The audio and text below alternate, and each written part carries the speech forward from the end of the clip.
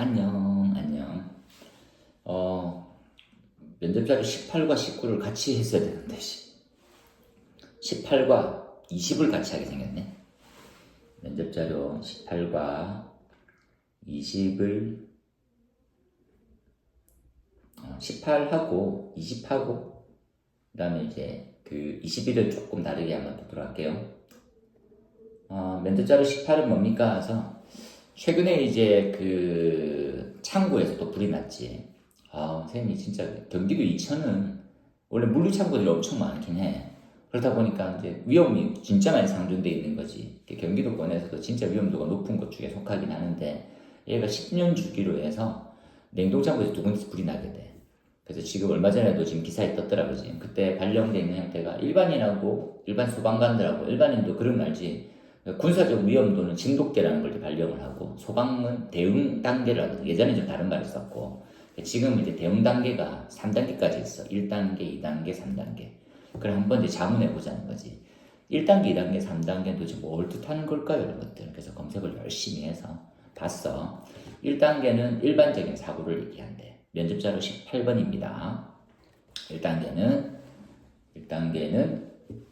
일반적인 사고, 일상적인 사고고 인근 3개에서 7개의 소방서, 장비, 그리고 31대, 31대에서 50대 소방력이 동원되는 정도 1단계. 그러니까 평상시 때는 발령을 하지 않아. 그냥 그 관내에 있는 자체 소방력으로 충분히 해결이 될 거니까.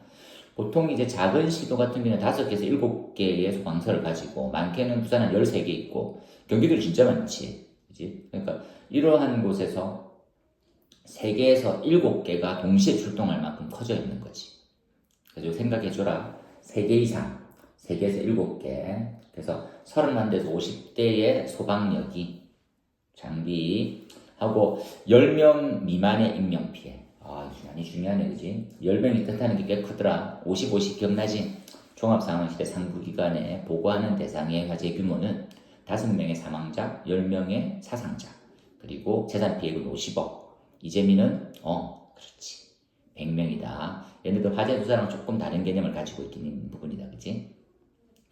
그 다음에 상황 해결 시간이 3시간에서 8시간이라고 소요되는 거. 현장 지휘 대장의 권한으로 발령을 내는 게 1단계다. 그치? 그럼 관할 소방서 긴급구조 통제단 발동이 되고, 그쵸? 전인원 수십 대 119대 가고, 이제 가까운 사례가 뭐가 있었습니까? 라면 에어부산 391 화재 사고, 포천의 전투기 폭 뭐 이런 것들이 있었네요. 최근에 한번 보고. 그 다음에 2단계는 중형이라고 보통 중형 재난에 발령되는 단계를 얘기하고 1단계 대응이 불가능해서 벌써 화재는 많이 커졌고 아니 커져 있는 상태로 났을 수도 있고 그래서 소방서장이 직접 발령해. 누가 발령하는지 답하지. 현장에 우리가 말하고 있는 소방대장, 현장 지휘를 담당하고 있는 사람 그분이 발령하면 1단계 근데 서장이 발령하면 2단계지. 이 정도 규모는 뭡니까? 라면 8개에서 11개 소방서, 51대에서 80대 소방력. 그치? 대부분의 차량 30여 대, 총동원, 그치? 특수구조단 포함해서 119 구조대 인력이 400명 정도 되는. 와. 그 소방서 전체가 한 400명 정도 되거든. 소방서 전체가. 와, 엄청나네, 그냥. 그치? 뭐가 있었습니까? 하나 대전공장의 폭발. 대전에 현대 프리미엄 아울렛. 사람 많이 죽었지. 그치? 화성의 1차 전지. 얼마 전에 했었다. 그치?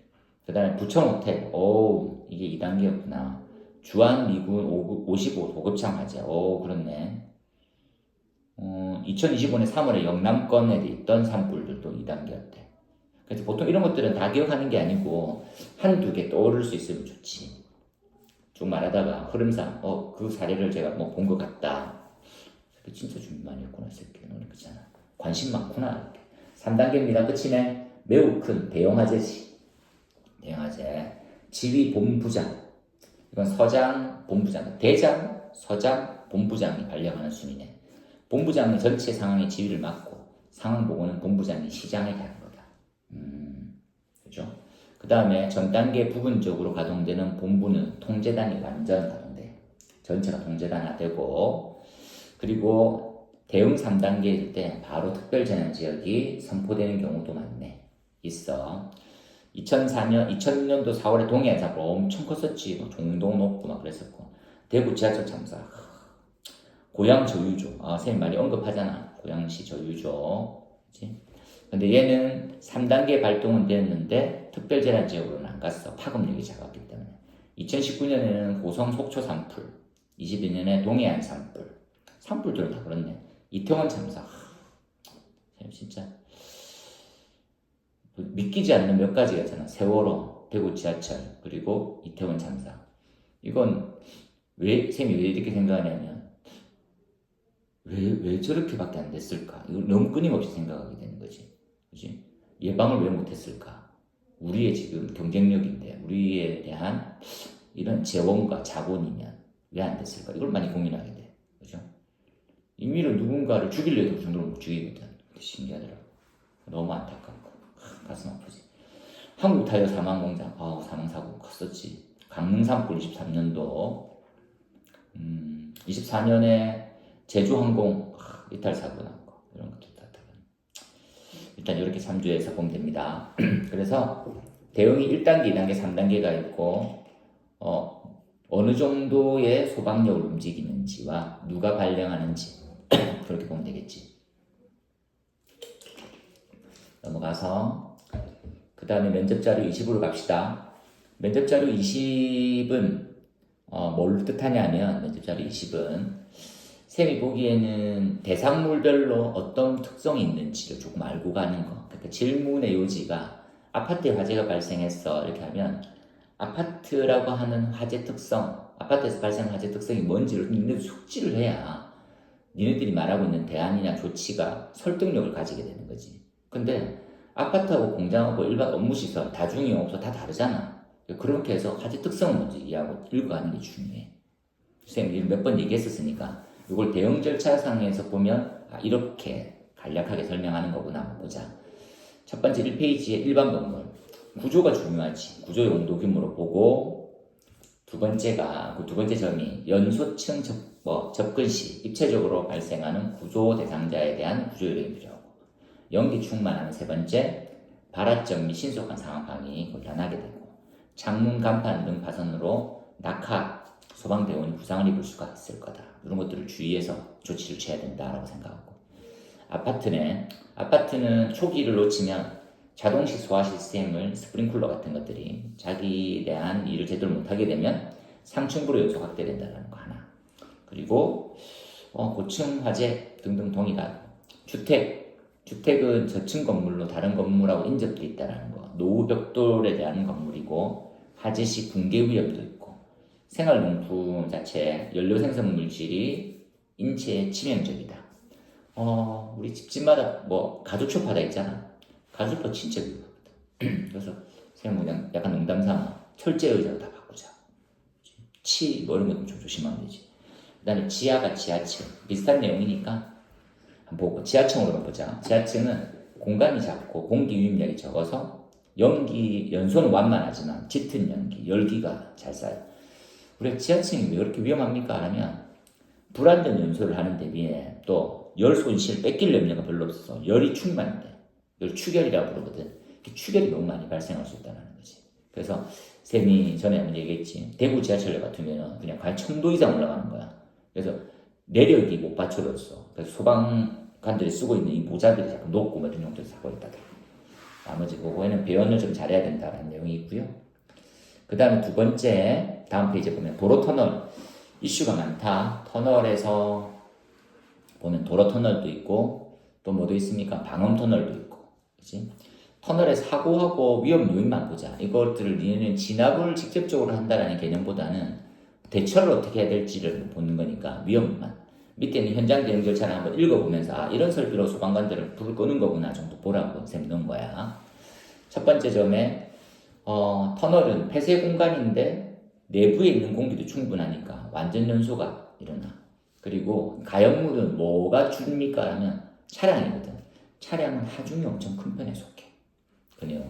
그래서 순식간에 온도가 오르고 방리, 복사 등등으로 2차 피해가 발생하고 연소 우려가 있는 각종 차량들. 그리고 외기 풍량에서 터널의 풍량 변화가 있고 읽어볼게. 진입구가 한정돼서 시합부가 다 어렵네. 봐줘.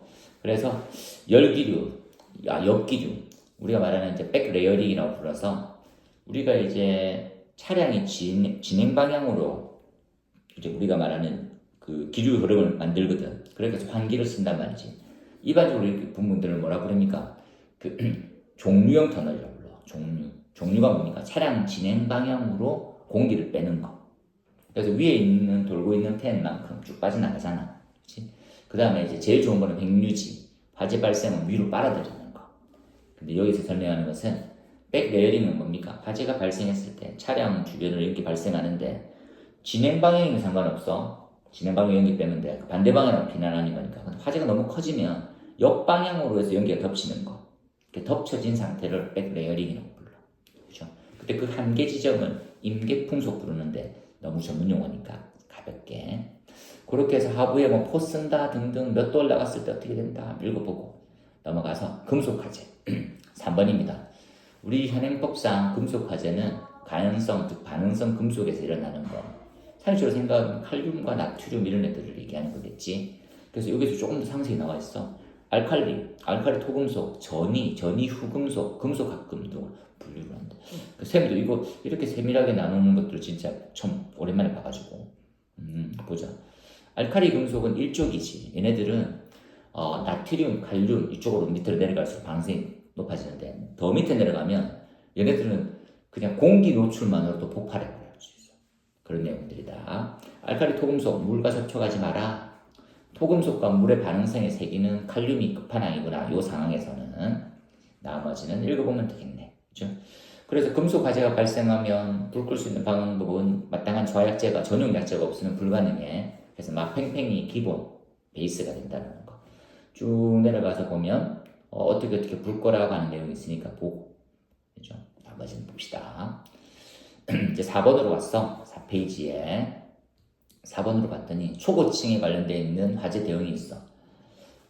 고층 건축물은 진짜 조심해야 된다. 고층 건축물이면 소방역이라고 불리는 소방역이 약간 다르지만 소방 설비는 다 갖춰져 있어. 그게 제 시간에 원활하게 작동만 되면 피해는 줄일 가능성이 높아. 그리고 심지어 30층 이상의 일반 건축물, 50층 이상의 뭐 아파트 같은 경우에는 50층은 지하를 뺀 나머지다, 그지? 그렇게 된다면 성능위주 설계를 통해서 사전 검증을 받았을 거란 거지. 그죠? 근데 설비가 운영이 제대로 안 됐었을 때 어떻게 됩니까? 그럼 고층에 있었을 때 30층 이상이면 피난안전구역도 있을 거야. 그 탈출은 피난안전구역에서 오는 거. 그지? 그래서 피난안전구역에 와서 제2의 진압, 소화를 어떻게 계획을 짤 거냐라는 내용들도 나와 있어. 첫 번째, 화재 초기에 화재가 발생하고 불안전 연소 될 수 있는 형태고 중점 이후에는 창파 전하고 이건 그냥 일반적인 화재 확대되는 과정이랑 동일한 거니까 그렇게 읽고 건물의 특성을 고려한다면 대처를 좀 잘 보는 게 좋지. 고층이면 2층 이하까지 왔다가 비상승강 이곳에 내려가지고 올라가는 것들. 그죠? 그 얘기를 쌤이 지금 본부하고 TF팀을 구성하고 있는데 그 얘기 되게 적극적으로 잘해주시더라고. 와닿더라고. 그죠? 그래서 보통 3, 4계층 하부에 내려가지고 이제 차츰차츰 올라가는 거지. 그 내용들이다. 그리고 30층마다 설치되어 있는 피난 및 안전구역 중요하다. 반드시 알고 가라. 그런 내용들. 나머지는 읽어보면 되겠네요. 그죠? 좀 잘 읽어봐. 발하층이 3층 이상 연결 송수관 설비 활용하고 등등. 연결 송수관 설비 밑에서 두 번째 점 방화구에 방화문 폐쇄 상태 확인하고 경계구역 확인하고 그죠? 화점 기점의 2계층 아래에 전진 지휘소를 설치해라. 진화 방법 고민해라. 등등등. 그치? 설비가 뭐 있는지 먼저 다 보면 되겠는 거니까 되고. 그 다음에 넘어와서 뭐가 있어요? 그랬더니 5번에 살림이 있어. 우리 앞쪽에서 한번 했다, 그지? 살림화재에 대해서는 지금 사고 및 위험 요인은 뭘로 생각하고 현장 대응은 어떻게 하는 거냐? 살림은 우리나라에 그냥 보면 쌤이 약간 영상 하나 올려주려고 했었는데 우리가 소나무를 나무로 베잖아. 근데 보통 나무들이 거의 대부분이 가지고 있지만 좀 특색이 있는 것 같아. 소나무는 약간 송진이라고 하는 게 있거든. 그 송진에 있는 특정 성분이 되게 휘발성이 높은 가연성 물질이야. 그래서 송진 태우면 불이 진짜 잘 나더라고. 그런 것들이 연이어서 쭉 뻗쳐나 있는 거야. 그래서 기본적으로 생각해보면 젖어 있는 나무는 그치? 생목이라고 부르잖아. 얘네 나무가 불이 잘 안 붙어야 돼. 왜냐면 수분량도 많고 하니까. 하지만 얘네들은 보호, 치유를 하기 위한 송진을 갖고 있다 보니까 젖은 나무임에도 불구하고 진짜 화재가 잘 타고 가더라고. 그런 것들도 한번 언급하고 해볼 필요가 있지 않을까 생각이 돼. 그리고 뭐 우리나라 같은 경우에는 지형, 지리, 기후 이런 것들 많이 신경 쓰잖아. 연소 속도가 매우 빠르고 비가 등등 봐. 그렇지? 진짜로 산불이 역대 최고였다, 그지? 깜짝 놀랐네. 저렇게 오래 타는 거는 외국에서 사례일 줄만 알았어. 이건 좀 심하지 않아? 그런 것들. 그 다음에 6번에 다음 넘어가서 차량. 차량 화재도 노답이다, 그치? 차량 화재도 원래 위험도가 큰 편이라고 생각하고 살았었는데, 이제 아까 증명하듯이 배터리 화재, 그죠? 전기차 화재, 그리고 전기차 화재에 대해서 발생, 청라 화재, 야, 답이 없겠구나, 큰일 났구나 생각이 드는 거지. 거기에 보면 이게 자동차는 전체적인 가연물의 성상을 같이 가지고 있고, 심지어는 열이 발생하는 것을 냉각시키는 것보다 훨씬 더 빨리 급변하게 되니까 열폭주가 일어나고 그런 내용들이 딱 설명되어 있는 거지. 경사로 배터리 위에 서스펜션 시스템 내려앉는 거 이런 것들도 다 보라고 하더라고. 한번 보고 가세요. 내용들. 그 다음에 면접 자료 20번에 7번 가연성 외장재 피로티 간의 내용 뭡니까? 우리가 이렇게 생각해보자. 건축물에 대한 주 목적은 외부로부터에 대한 환경적 영향을 최소화시키는 데가 있잖아. 단열재라는 거 가장 많이 써. 단열재는 고가일수록 기능이 약간 떨어지지만 불연재고, 저가일수록 단열 효과는 뛰어나면서 가연재야. 대표적인 예가 스티로폼 같은 거. 걔는 진짜 금액이 얼마 나잖아. 근데 얘네들은 엄청 오랜 시간 동안 견뎌줘. 그리고 단열 효과가 진짜 너무 좋아. 건축자재로는 진짜 이상적인데 가격도 진짜 저렴하잖아. 단점은 뭐야? 단점. 불이 너무 잘 붙어. 그러한 내용들이 약간 상충하는 거지. 그죠? 그래서 이렇게 생각해야 지금 나와 있는 가연성 외장재가 달려있는 피로티. 구조도 복잡해. 주차장 같이 끼고 있으니까. 그 주차장 화재가 피로티 외벽을 타고 가연성 외장재 붙는 순간 그 건물은 진짜 솥 주변을 불로 가열했었을 때하고 똑같은 상처인데 진짜 위험한 거지. 그 다음에 또 보자. 그 벽에 드라이비트라는 말을 좀 이제 들어봐. 드라이비트가 도대체 뭡니까? 드라이비트는 알루미늄 패널에다가 내장으로 뭐가 붙어 있어? 단열재가 붙어 있는 거. 그 일체형을 드라이비트라고 불러. 그러니까 바깥쪽은 알루미늄으로 돼 있고, 여러분이 보는 알루미늄, 안쪽은 뭘로 돼 있습니까? 안쪽은 스티로폼 같은 걸로 돼 있는 거지. 단열재. 이렇게 부착하거든. 건물이, 이렇게 보자. 건물이 이렇게 있으면 이렇게 부착해버리는 거지. 이렇게. 그치? 근데 이게 웃긴 거, 요 사이가 떠 있어. 사이가. 그래서 요 사이로 타고 올라가는 거야. 내장재. 그러니까 바깥쪽에서 물을 아무리 부어도 돼, 안 돼? 안 되는 거야, 안 되는 거야. 그게 문제인 거지. 그래서 쌤이 드라이비트도 엄청 많이 좋아하거든. 그러니까 연구 목적으로 보면 진짜 중요해. 얘네들 드라이비트는 진짜 너무 순식간에 외벽을 타고 올라가. 그래서 제실자의 탈출을 진짜 나고 피해가 커지는 거지. 그 내용들에 대한 설명들이 있어. 그래서 전체로 연소될 가능성도 높고 피로티 내부에 있는 형태는 인명대피, 소방대원에 대한 진입이 곤란하다. 그치? 장시간에 나중에는 내장을 다 태우거든. 그런 내용들에 대한 언급들 한번 봐주세요. 그 다음 8번으로 넘어왔어. 전통시장. 이건 쌤 입장에서는 아픈 손가락이지. 전통시장은 과연 누구의 돈으로 해야 되느냐. 이제 이게 또 시작되었어. 그죠? 전통시장만 생각해보자. 진입이 곤란해.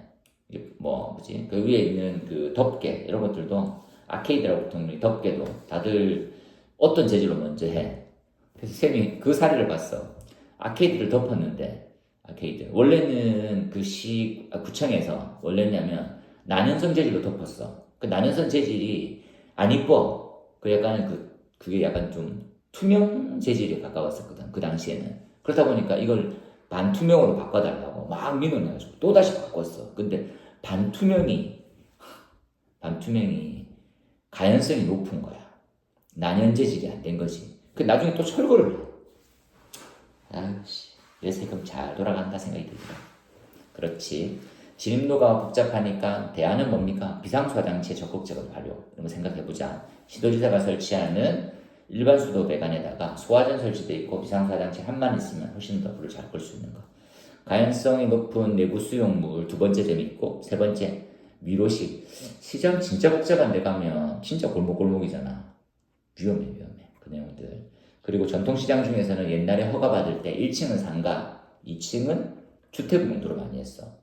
보통 시장 가보면 1층에 가게고 2층에는 그냥 사람 사는 주택 같잖아. 그거 보라는 거. 그렇게 해서 어떻게 해결하면 되겠습니까? 생각합시다.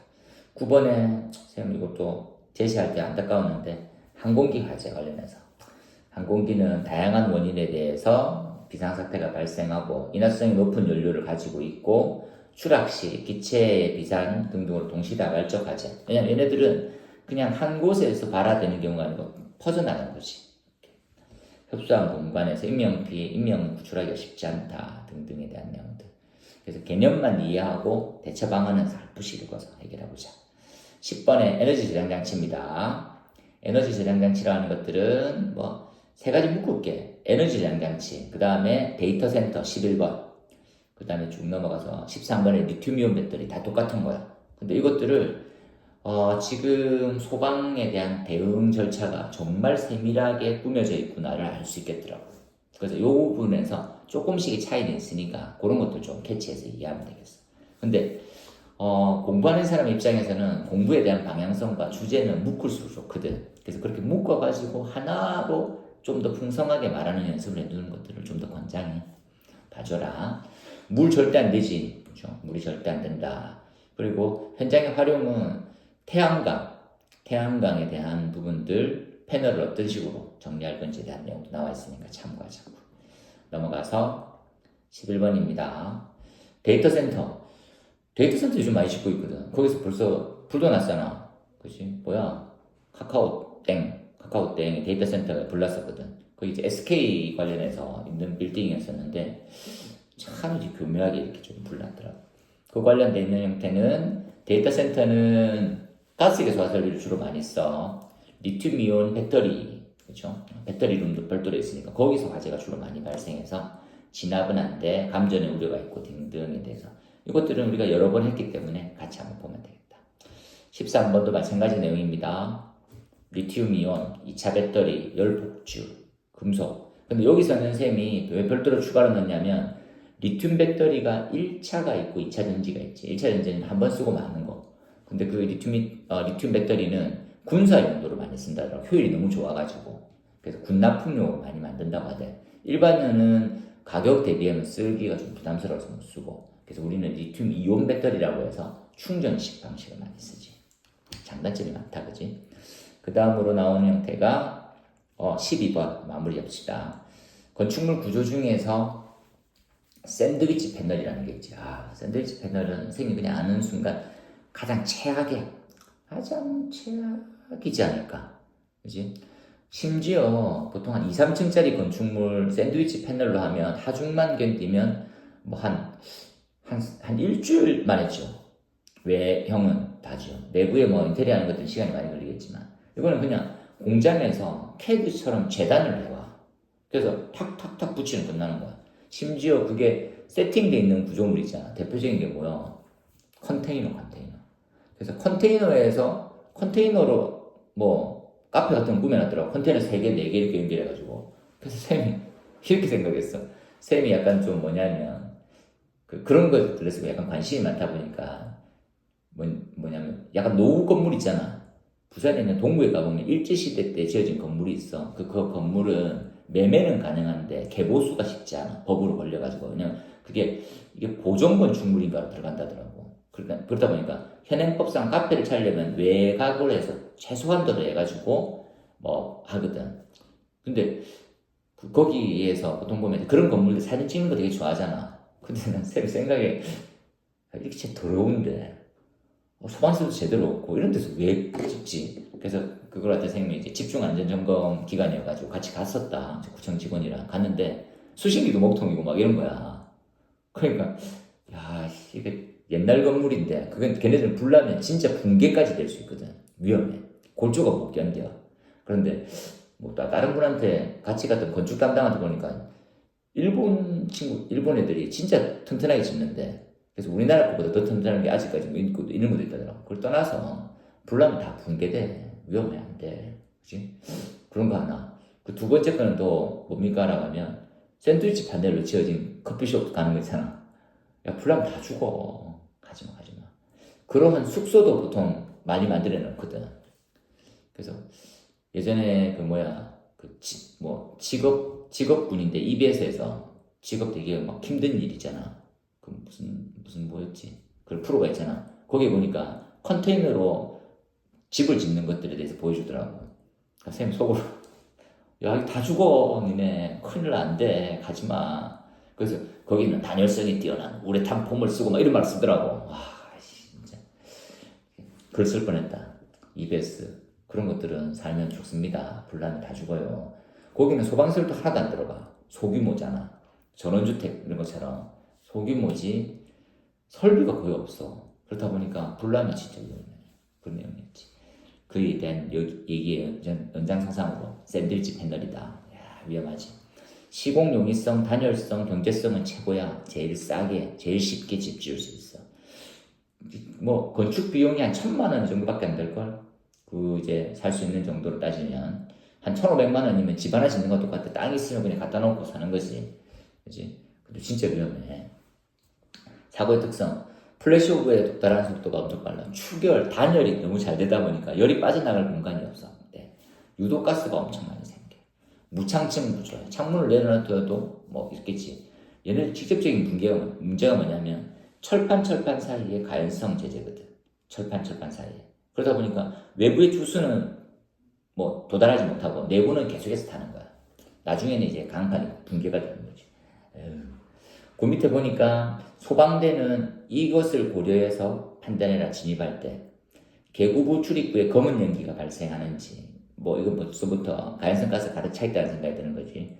접합부에 구조적 변이가 왔는지 붕괴 조짐, 접합부의 온도와 주변 온도를 비교해보고 열화상은 500도에 도달했는지. 이제 강판이 생각해보면 왜 500도를 따집니까? 라면 철제는 534도 정도거든. 원래는 534도 정도 도달하면 그 인장 강도라 불리는 그 강성이 2분의 1로 줄어버려. 붕괴돼. 그래서 철을 쓴다 했을 때 특히 조심해야 되는 거지. 그런 내용들. 이렇게 해서 대응에 관련해서 쭉 한번 봤어. 아는 게 힘이다라는 생각도 있고, 쌤이 서두에 얘기했지만 면접관이 여러분들에게 질문을 하는 형태는 여러분이 앞으로 훌륭한 소방관이 될 거라고 얘기하는 게 아니야.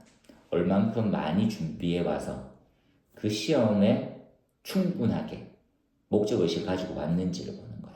그치? 그러니까 반대로 생각하면 좀 덜 된 놈이다. 무조건 떨어뜨리고 싶은 거야.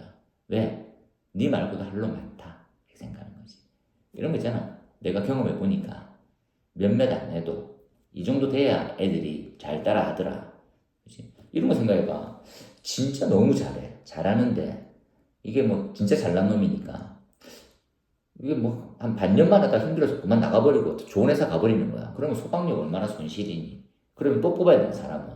그래서 진짜로 하고자 하는 의지, 그리고 최소한의 소방력 전문 지식, 그리고 겸손, 그리고 약간 좀 공무원이 가져야 될 그런 도덕성, 뭐 이런 것들이 조금 더 필요하다는 거지. 여러분은 기술사도 아니고 교수님도 아니고 박사과정을 패스한 사람도 아니야. 그래서 너무 전문적인 루틴하고 너무 많은 전문적인 이런 것들 하지 마. 그냥 소방관이다 됐는데 내 주변에서 이런 일이 생길 것 같아. 이런 류에 대해서 많이 보는 걸 필요로 해. 쌤은 그걸 훨씬 더 권장하고 있다잉. 알겠지? 아유, 지금 이제 또 체력 거의 마무리인데 체력 점수 낮아져가지고 또 고민하고, 그리고 저번에 이제 면접에 물 먹었던, 그래서 쌤이 어저께 이제 연락했던 친구는 면접에서 이제 0.3배수까지 도달했더라고. 면접을 잘 봐서. 그러니까 이 잘 보는 형태는 뭐가 있습니까 하면 본인이 알기도 하지만 반대로 모르기도 해. 진짜 잘했는데. 그치? 그래서 그걸 평소에 피드백을 받았어야 돼. 그러니까 쌤은 스터디 같은 거 하잖아. 그리고 이렇게 생각해. 니네 스터디를 할 때 잘하는 건 잘했다. 못하는 건 진짜 꾸짖어서 고치졌는지를 보라고. 그것들이 니네 면접 과정에서 발목을 잡아. 나는 잘한 것만 기억나잖아. 이거 뭐 좀 못했는데 그걸로 뭐 커버될 것 같다. 그거 안 돼. 더 잘하는 놈이 분명히 존재하는 거니까. 그래서 그것들을 줄일 수 있는 방법을 서로에서 질문하더라고. 쌤은 스터디하기를 적극 권장한다잉. 그렇게. 이제 요거 다음이 기출 정리를 해서 한 3, 4강 정도 될 것 같아. 3, 4강. 시간차로 따져보면 한 30분 단위로 해서 한 3, 4번 정도로 하면 마무리되지 않을까 생각이 있으니까 일단은 매번 연습해. 매번 연습하고 매번 태클. 그리고 첫 번째 뭐 사람 볼 데가 없어. 그러면 거울 보고 영상 녹화해가지고 분석해. 그리고 부모님들한테, 엄마한테, 아니면 뭐 지금 가족, 뭐 누나, 아니면 여동생 있으면 여동생한테 내 목소리 톤 어때? 내가 설명하는 것들이 잘 들어와? 이런 것들 생각해. 그런 걸 연습을 많이 해야 돼. 오늘도 파이팅이다. 쌤이 합격기를 계속 합격할 수 있다. 할 수 있다. 잘할 수 있다. 잘해라.